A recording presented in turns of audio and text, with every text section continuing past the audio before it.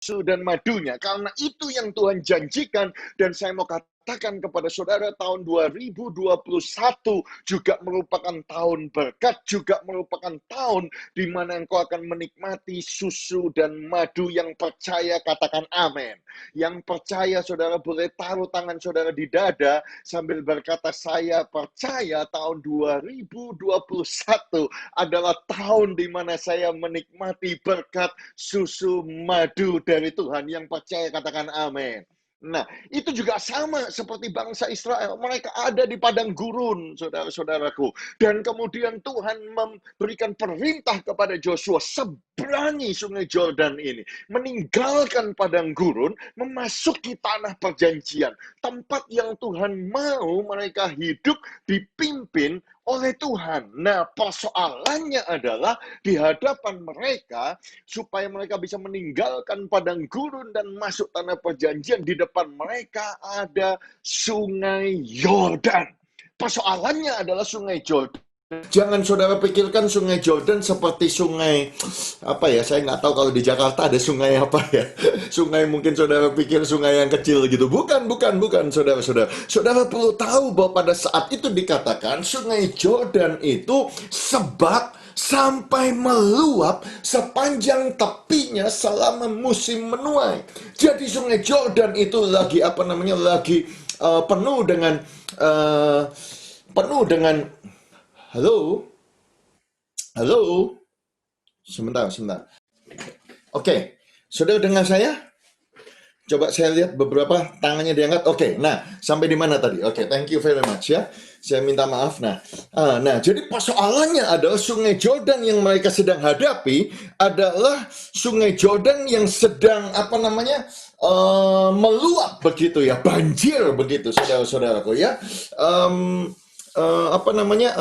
Musim menuai. Nah, saudara-saudaraku, dikatakan di 1 Tawarikh 12:15, mereka itulah yang menyeberangi sungai Jordan di bulan pertama, sekalipun sungai itu meluap sepanjang tepinya, dan merekalah yang menghalau seluruh penduduk lembah ke sebelah timur dan ke sebelah barat. Saya berdoa, saudara jemaat GCC, engkaulah yang akan menyeberang sungai Jordan itu sekalipun sungai itu sedang dalam meluap, sedang dalam keadaan yang berbahaya, dalam keadaan yang sukar ya. Nah, jadi sebagai gambaran, saudara perlu tahu bahwa sungai Jordan itu kalau meluap, saudara-saudaraku, itu lebarnya itu adalah 1 mile atau 1,6 kilometer ya.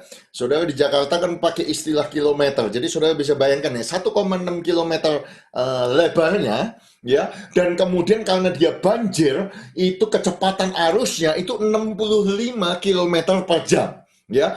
Dan kedalamannya saudara perlu tahu, dari yang paling pendek itu cuma 90 cm ya, jadi di bawah pinggang saya, sampai 12 meter. Itu adalah persoalan yang harus dihadapi oleh bangsa Israel yang meninggalkan padang gurun dan memasuki tanah perjanjian. Masalah yang dihadapi ternyata bukan hanya air, saudara-saudaraku. Saudara perlu tahu bahwa sungai Jordan itu, versi Alkitab, saudaraku, dikatakan, apakah yang akan kau perbuat di hutan belukar sungai Jordan? Jadi sungai Jordan itu seakan-akan seperti ada hutan belukarnya, ada bushnya gitu, ada bahasa Inggrisnya, how you will manage the thick undergrowth along the Jordan River. Ya, saudara perhatikan, saya cantumkan ayatnya. Nah, tetapi kalau sudah melihat maksudnya, detik undergrowth itu adalah among the lions in the flooded thicket beside the Jordan. Jadi ternyata karena ada banyak tumbuh-tumbuhan, disitulah hidup, saudaraku, singa-singa. Makanya Alkitab bahasa Inggris berkata dengan jelas, what will you do when you tread the tangled maze of a jungle haunted by lions in the swelling and the flooding of the Jordan? Jadi persoalannya adalah banyak singa, ada banyak the pride of lion gitu, sekelompok besar singa yang ada di sungai Jordan. Ingat saudaraku, zaman itu ada banyak singa, ada banyak beruang. Ya, saudara ingat, makanya Daud pernah berkata, ya toh, singa dan beruang, ya dia bunuh karena mencuri dombanya. Jadi pada saat itu banyak. Makanya Yeremia 50 ayat 44 berkata, seperti singa yang bangkit keluar dari hutan belukar sungai Jordan. Nah, saudara bisa melihat gambarannya ini. Mereka ada di padang gurun, ada janji Tuhan, tempat yang berlimpah susu dan madu, tetapi di antara padang gurun dengan janji Tuhan ini, ada persoalan air yang begitu besar, dalam, ombaknya besar, dan persoalannya adalah di seberang mereka, di sisi kanan kiri mereka ada banyak singa. Bukankah ini gambaran yang cocok sekali? Kita mau crossover, mau menyeberang, meninggalkan tahun 2020. Tahun 2020 ini banyak sekali pandemi, banyak sekali bencana. Kita mau memasuki tahun yang baru, tahun di mana Tuhan janjikan tahun yang dimahkotai dengan kasih karunia, tahun yang berlimpah dengan anugerah. Persoalannya adalah bagaimana kita menyeberang. Ya, toh? Karena begitu banyak singa, bukankah singa itu gambaran daripada kuasa kegelapan? Sadarlah dan berjaga-jagalah, lawanmu iblis. Ya, kita punya lawan, kita punya musuh, namanya iblis, dan iblis itu berjalan mengaum-ngaum seperti singa yang mau menelan. Jadi inilah yang dihadapi oleh bangsa Israel. Oleh sebab itu, saudara-saudaraku, ini adalah satu gambaran paralel yang saya percaya Tuhan mau berbicara kepada saudara dan saya. Sekarang kita buka Alkitab kita belajar bagaimana crossing the Jordan River. Kita akan membaca Joshua, ya, pasal yang ketiga. Saudara kalau tidak bisa kesulitan, saudara bisa melihat di layar iPhone atau handphone saudara masing-masing, di komputer saudara. Joshua pasal 3 berbicara tentang menyeberangi sungai Yordan.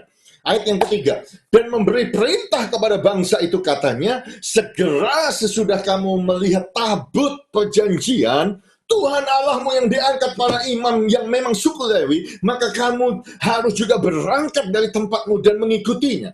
Hanya antara engkau dan tabut itu harus ada jarak kira-kira 2000 hasta panjangnya. Janganlah mendekatinya, maksudnya supaya kamu mengetahui jalan yang harus kamu tempuh, sebab jalan itu belum pernah kamu lalui dahulu.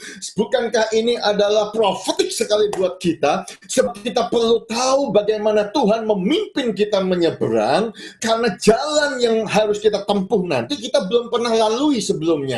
Ya, siapa yang tahu sih jalan kita di tahun 2021? Kita belum pernah menjalaninya. Kita belum tahu bagaimana jalan di tahun 2021, belok kanan, belok kiri. Kita belum pernah menjalani sebelumnya.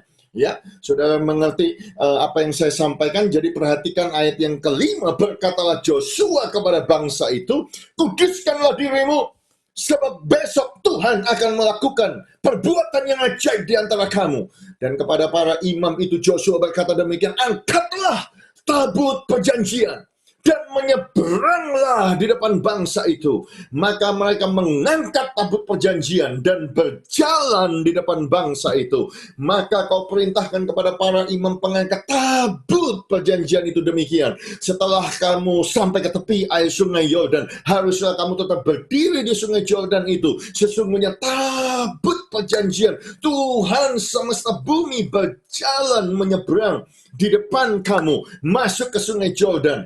Ayat yang ke-13, segera sesudah kaki para imam pengangkat tabut Tuhan, Tuhan semesta bumi, berhenti di dalam air sungai Yordan, maka air sungai Yordan itu terputus. Sebab air yang turun ke hulu akan berhenti mengalir menjadi bendungan ketika bangsa itu berangkat dari tempat perkemahan mereka untuk menyeberangi sungai Yordan. Para imam pengangkat tabut perjanjian itu berjalan di depan bangsa itu. Ayat yang ke-15, segera sesudah para pengangkat tabut itu sampai ke sungai Yordan, dan para imam pengangkat tabut itu mencelupkan kakinya ke dalam air di tepi sungai Yordan itu. Perhatikan, karena sungai Yordan itu sebak sampai meluap sepanjang tepinya selama musim menuai. Ayat yang ke-16, maka berhentilah air itu mengalir. Air yang turun dari hulu melonjak menjadi bendungan jauh sekali di dekat Adam, kota yang terletak di sebelah selatan. Sedang air yang turun ke Laut Araba itu yakni Laut Asin. Nah, saudara tahu Laut Asin, Laut Araba atau Dead Sea, Laut Mati. Itu maksudnya ya. Terputus sama sekali. Lalu menyeberanglah bangsa itu di tentangan Jericho, tetapi para imam pengangkat tabut perjanjian Tuhan itu tetap berdiri di tanah yang kering di tengah-tengah sungai Jordan. Sedang seluruh bangsa Israel menyeberang di tanah yang kering sampai seluruh bangsa itu selesai menyeberangi sungai Jordan. Amin, amin, amin. Setelah saudara membaca teks itu, ya, secara profetik, poin yang pertama yang saya mau sampaikan kepada jemaat Tuhan yang ada di GCC Cijantung, ya, bagaimana engkau bisa crossover, bagaimana engkau bisa memasuki tahun 2021, bagaimana engkau bisa menyeberangi masalah yang begitu besar yang seakan-akan ada di depan saudara. Poin saya yang pertama adalah crossover ke 2021, menyeberang ke 2021 dengan mengangkat tabut perjanjian. Taruh kedua tangan saudara di dada saudara. Katakan dengan iman dengan suara yang keras, saya masuk tahun 2021 dengan mengangkat tabut perjanjian. Sekali lagi, ya. Sekali lagi saudara-saudaraku, sebab iman itu timbul dari pendengaran akan firman Tuhan. Saya bisa melihat kamera ini, ada wajah-wajah saudara, ya. Saya tahu ada beberapa yang tidak memasang kameranya, tetapi saya mau saudara melakukan tindakan profetik ini, taruh kedua tangan saudara di dada, sambil berkata, saya masuk tahun 2021 dengan mengangkat tabut perjanjian. Katakan amin, amin, amin. Kenapa saya berkata ini kepada saudara? Karena kalau saudara perhatikan konteks Yosua pasal yang ketiga tadi, saudara-saudaraku, tentang bagaimana menyeberang sungai Jordan. Kalau saya tunjukkan kembali, saudara-saudaraku, saudara lihat yang saya stabilo kuning itu, saudara hitung di situ ada 10 kali disebutkan tabut perjanjian. Dan ternyata bukan saja di Joshua pasal 3, saya buktikan kepada saudara di Joshua pasal yang keempat juga cerita tentang menyeberang sungai Jordan ini. Ya, saudara perhatikan, Joshua berkata kepada mereka, menyeberanglah di depan tabut Tuhan Allahmu ke tengah-tengah sungai Jordan.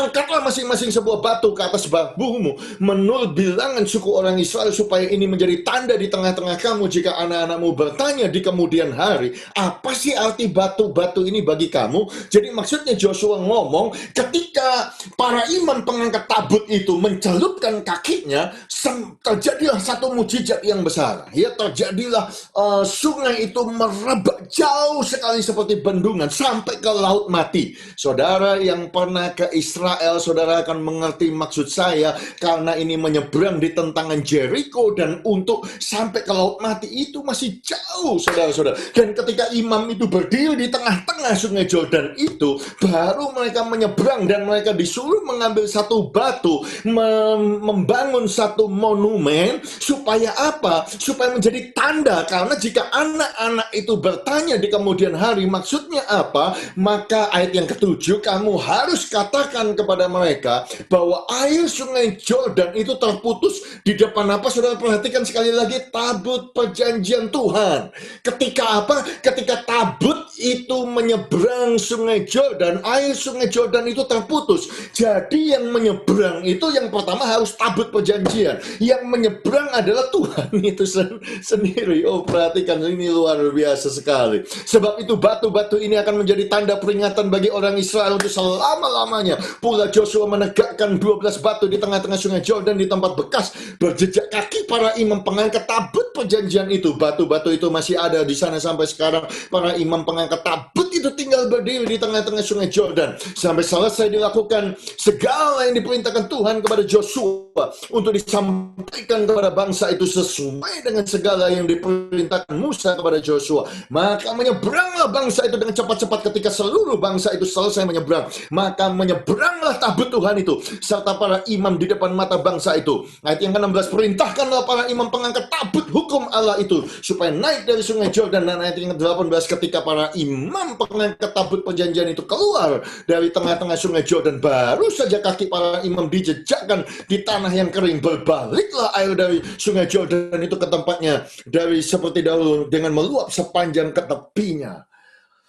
Wow, saudara perhatikan Joshua pasal 4 itu bicara tentang menyeberang sungai Jordan. Saudara hitung tadi 8 kali disebutkan kata tabut perjanjian. Bukan sesuatu saya melihat bacaan ini saya baca berulang-ulang, saudara-saudaraku. Jadi ketika saya ada di kuarantin isolasi, saudaraku, sendirian 14 hari, saya sebut saya ada di Pulau Patmos. Ketika saya merenung-renungkan, saudaraku, saya baru dong begitu bahwa ternyata di dalam crossover aktornya, pusatnya, ceritanya itu tabut perjanjian 18 kali disebutkan dalam cerita itu. Saya sih tidak mengajar JCC Cijantung untuk mengangkat tabut perjanjian secara fisikal seperti ini, saudara-saudaraku, ya. Saudara kalau melihat gambar ini, di situ ada 2 cherubium begitu ya, di mana malaikat itu tunduk dan di tempat di tengah-tengah itulah Tuhan itu bertakhta begitu, saudara-saudara. Tetapi saya tidak bermaksud saudara memikul tabut ini secara jasmani, saudara-saudaraku. Tetapi ada sesuatu yang harus saya ajarkan kepada saudara, bahwa apa, saudara-saudaraku, bahwa jangan saudara memasuki tahun yang baru, saudaraku, tanpa Tuhan. Sekali lagi saya ulangi, saudara-saudara. Jangan sekali-kali saudara mencoba menyeberang dengan kekuatan saudara sendiri. Kalau saudara menyeberang, saudara mau berenang begitu, saudara-saudara, kecepatan ombak begitu, saudara dalam begitu, sudah capek-capek menyeberang 1,6 kilo, ya, atau sudah capek enggos-enggos ditunggu singa lagi begitu, saudara-saudara. Dan disinilah kita belajar bahwa ketika engkau mengangkat tabut itu, artinya ada pujian, ada penyembahan, ada satu tekad, Tuhan, aku memasuki tahun 2021, Engkau yang nomor 1, Engkau yang selalu aku tinggikan, Engkau yang aku akan selalu angkat di dalam hidupku, sebab Engkau Tuhanku, Engkau Rajaku, Engkau yang kupuja, Engkau yang kupuji. Dan ketika Engkau menyembah seperti itu, ada hadirat itu Tuhan turun, karena Dialah yang bersemayam di atas puji-pujian. Dan ketika Engkau punya pujian itu, saudara, dan hadirat itu turun tinggal di dalam diri saudara, dan hadirat tabut perjanjian itulah yang akan membuat mujizat membelah sungai Jordan itu. Saudara bisa bayangkan, begitu tabut itu, saudaraku, diangkat dan kaki para pengangkatnya itu mencelupkan, air itu berubah, air itu tiba-tiba terbelah begitu, saudara. Dan ketika tabut itu lewat keluar dari sungai di seberang sana, ternyata air itu yang meluap itu kembali seperti sebelumnya. Wow, saudara-saudara. Ya, saya tidak tahu kalau saudara tanya kepada saya bagaimana mujizat itu bisa terjadi, saudara-saudaraku. Kisah ini tidak menceritakan bagaimana detailnya. Kalau bagaimana mereka menyeberang Laut Merah, saudaraku, itu jelas semalam-malaman Tuhan kirimkan angin dari sebelah timur. Itu diperkirakan kecepatannya 400 km per jam, karena dengan kecepatan seperti itu baru air itu terbelah jauh dan menjadi bendungan, saudaraku, jauh, saudara-saudaraku, dan mengeringkan tanah laut itu sendiri. Dan di dalam kisah ini saya tidak mengerti, karena tidak disebutkan apakah Tuhan mengirimkan angin, apakah Tuhan mengirimkan gempa bumi, atau Tuhan mengirim. Pokoknya ketika ada tabut itu menginjak, tabut itu maju berjalan di depan saudara, menjadi terbuka. Oleh sebab itu saya berkata, JCC Cijantung, ketika engkau memuji, menyembah, membawa hadirat Tuhan, apa yang buntu di depan saudara akan terbuka dalam nama Yesus Kristus. Tuhan yang percaya katakan amin.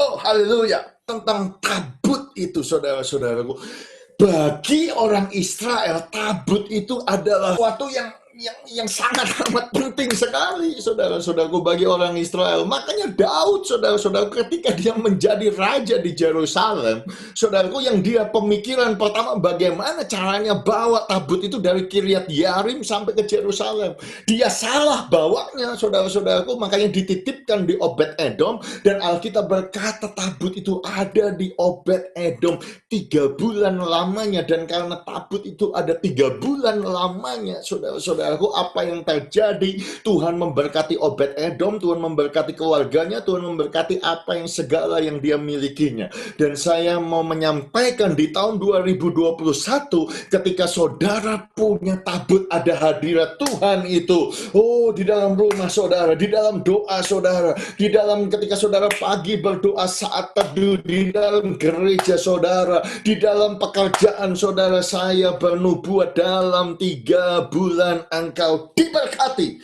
Dalam 3 bulan doa saudara dijawab. Dalam 3 bulan engkau melihat tanda ajaib. Dalam 3 bulan Tuhan akan melakukan sesuatu yang tidak pernah engkau lihat dengan mata, yang tidak pernah engkau dengar dengan telinga, yang tidak pernah timbul dalam hati manusia. Itu yang Tuhan sediakan buat orang-orang yang mengasihi Dia, yang percaya. Katakan amin.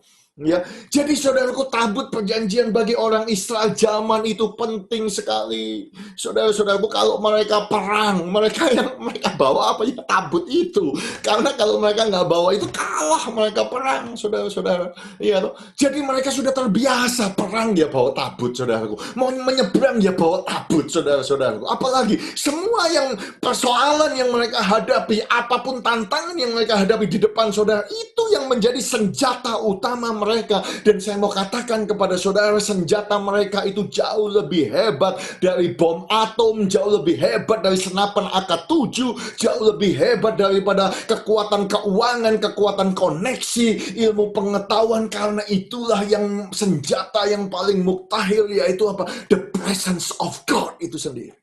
Ya. Bukan satu kebetulan saudara punya gembala Pak Albert, seorang worshiper, seorang penyanyi, menciptakan lagu yang begitu luar biasa, yang kami pun di Australia mendapatkan berkat. Saudara-saudaraku, saudara punya waktu, satu tempat, satu situasi, satu lingkungan, satu komunitas, satu gembala yang memang betul-betul mencintai the presence of God lebih dari segala-galanya. Ya maaf saudaraku, saya sampai terharu waktu ngomong ini, saudara-saudara. Oh haleluya, haleluya. Ya, itu luar biasa. 14 hari saya dikurung, saudaraku. Saya mencoba ngarang lagu, nggak bisa-bisa, saudaraku. Keluar lagu, tapi tidak enak. Tetapi yang saya maksudkan adalah, saudara-saudaraku, bukan karena lagunya, tetapi karena hati itu loh, saudara-saudara. Oh, the presence of God yang luar biasa. Makanya saudaraku, Daud itu bisa ngomong begini, saudara-saudara. Ini yang luar biasa. Dia ngomong begini, saudaraku, ya. Laut melihatnya, melarikan diri. Sungai Jordan itu berbalik. Sungai itu bisa lari, saudara-saudara. Gunung-gunung melompat-lompat seperti domba jantan. Bukit-bukit seperti anak domba. Ada apa sih laut engkau melarikan diri? Ada apa sih Sungai Jordan engkau harus berbalik ke hulu? Kenapa sih? Ya karena apa ya? Karena tabut itu Tuhan itu sendiri, dia datang. Makanya gemetarlah hai bumi di depan Tuhan, di hadapan Allah Yakub yang mengubah gunung batu menjadi kolam air, yang mengubah batu yang keras menjadi mata air. Daud mengerti betul bahwa ketika Tuhan hadir, saudara-saudaraku, yang namanya Jordan, Sungai Yordan, laut, gunung itu gemetar dan lari semuanya. Iya toh? Saudara-saudara, apa sih persoalan di hadapan saudara di tahun 2021? Saudara bilang, wah sungai besar Pak, air besar Pak, wah masalah ekonomi besar Pak, sakit penyakit besar Pak, dan lain sebagainya. Dengar saudara-saudara, ketika tabut itu datang, lari semua saudara-saudara. Ya, oh saudara-saudara, ini yang terjadi. Makanya ayat itu selanjutnya saya bacakan kepada saudara. Daud ngomong, Allah bangkit, maka terserahlah musuh-musuhnya. Allah kalau dia bangkit, saudara-saudara, siapa sih musuh-musuh? Saudara mungkin bingung, kenapa Daud bisa mengarang lagu dari Mazmur 68, ya? Allah bangkit, bersoraklah, Allah bangkit, bernyanyilah, musuh dikalahkan, gitu ya.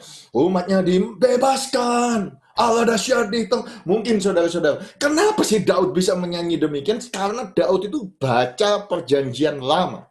Karena saudara perlu mengerti bahwa firman Tuhan itu ya bagi mereka pada saat itu adalah perjanjian lama. Ya kita tahu Daud bisa ngarang itu karena dia percaya bahwa leluhurnya itu saudara-saudaraku zamannya Musa, saudara zamannya Joshua, saudara-saudaraku ketika tabut itu diangkat. So, ini ayatnya di Bilangan pasal 10 ya. Ketika mereka berangkat dari gunung Tuhan berjalan 3 hari, sedang tabut perjanjian Tuhan berangkat di depan mereka, berjalan selama 3 hari jauhnya, saudara perhatikan, dan awan Tuhan ada di atas mereka pada siang hari. Apabila mereka berangkat dari tempat perkemahan, perhatikan saudaraku, apabila tabut itu berangkat, Musa itu akan berkata, bangkitlah Tuhan, supaya musuhmu berserak, dan orang yang membenci engkau melarikan diri dari hadapanmu. Let God arise and let his enemy be scattered.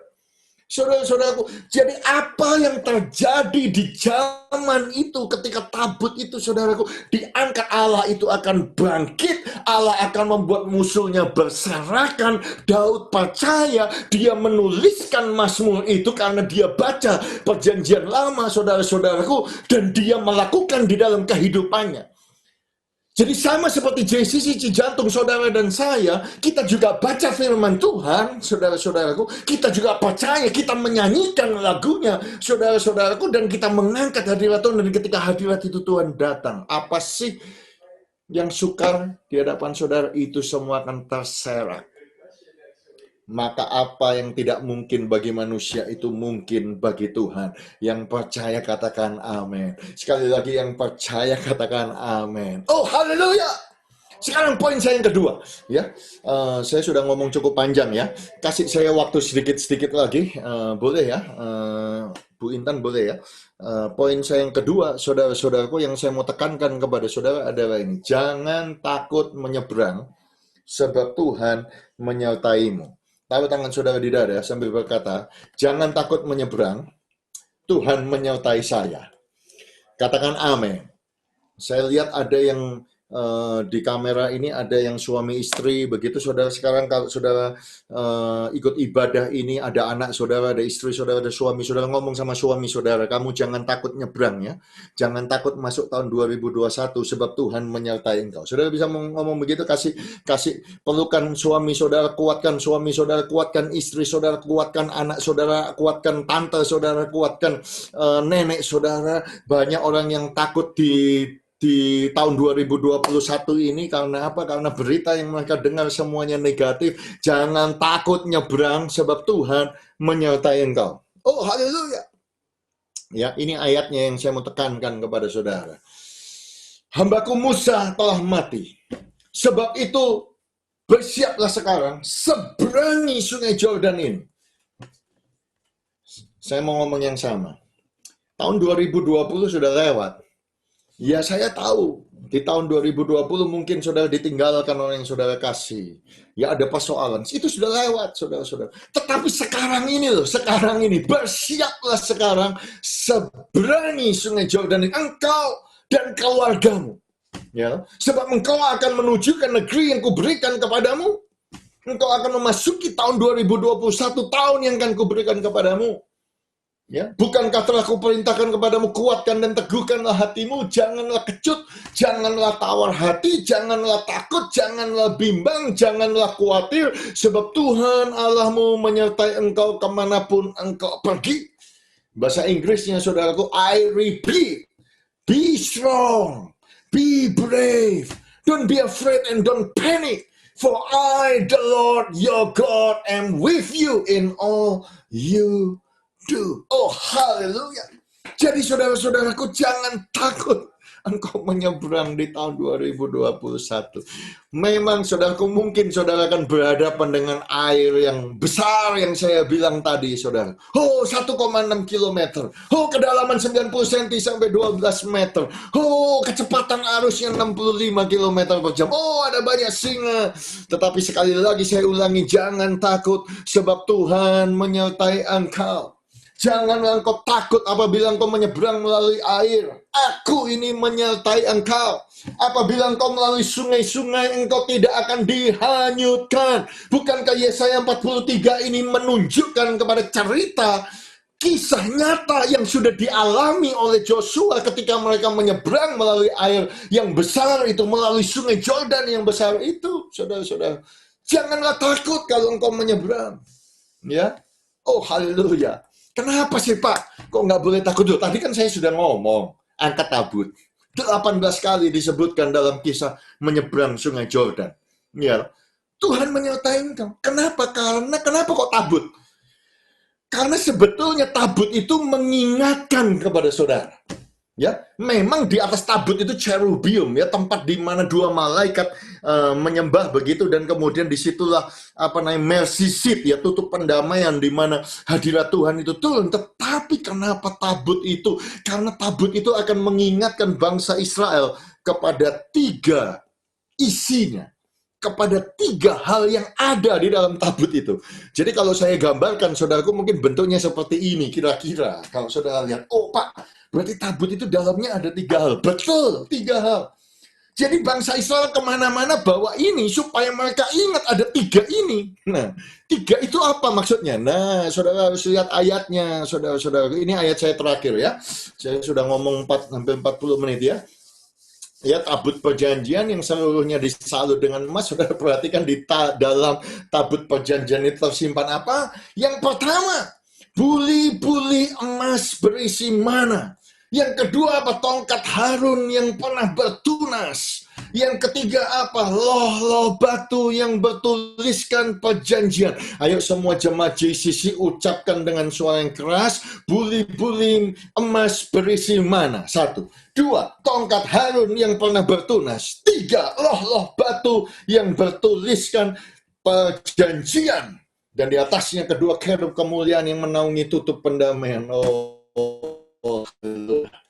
Kenapa saudara-saudara? Karena kalau engkau mengangkat tabut itu, engkau harus ingat bahwa ada loh-loh batu perjanjian. Supaya saudara diingatkan bahwa janji Tuhan itu ya dan amin.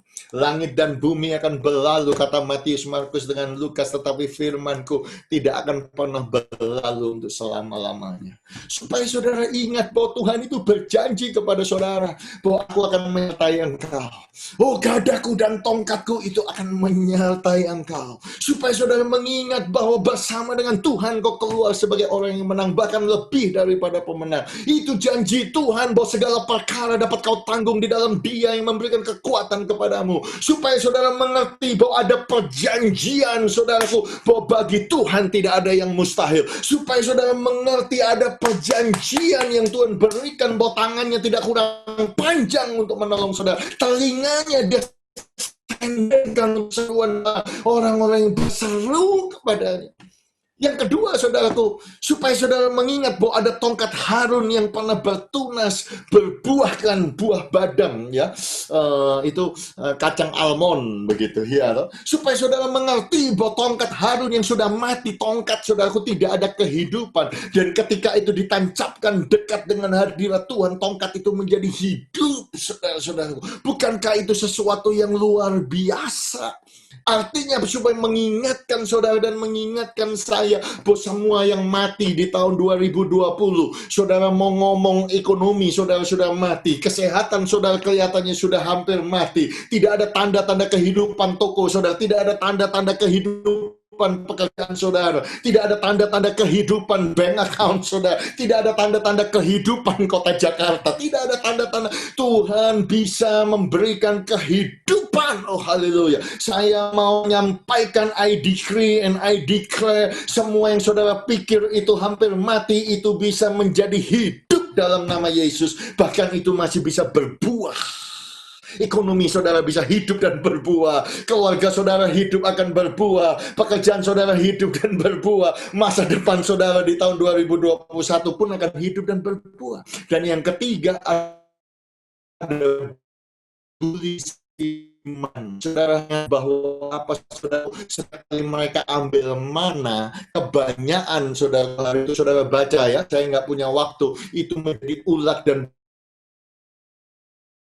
itu ditaruh di buri-buri, masukkan dalam tabut perjanjian, fresh. Mereka masih bisa terus melihat mana itu fresh. Karena apa? Mana itu roti yang turun dari surga mengingatkan bangsa Israel. Karena apa? Saudara perlu mengingat bahwa pada saat mereka mengangkat tabut menyeberang sungai Jordan, Alkitab berkata, berhentilah. Mana itu turun, saudara-saudaraku, di padang gurun. Tapi kenapa itu dimasukkan di dalam tabut perjanjian itu? Supaya ketika mereka memasuki tahun yang baru, di tempat yang baru itu, mereka harus percaya bahwa Tuhan yang memelihara mereka di padang gurun adalah Tuhan yang sama yang bisa menurunkan mana di tempat yang baru, di tahun yang baru. Dan saya mau berkata yang sama, Tuhan yang menurunkan mana di padang gurun, Dia juga adalah Tuhan yang menurunkan mana bagi saudara di kota Jakarta, di rumah saudara masing-masing. Dalam nama Yesus, bersama-sama katakan amin, amin, amin.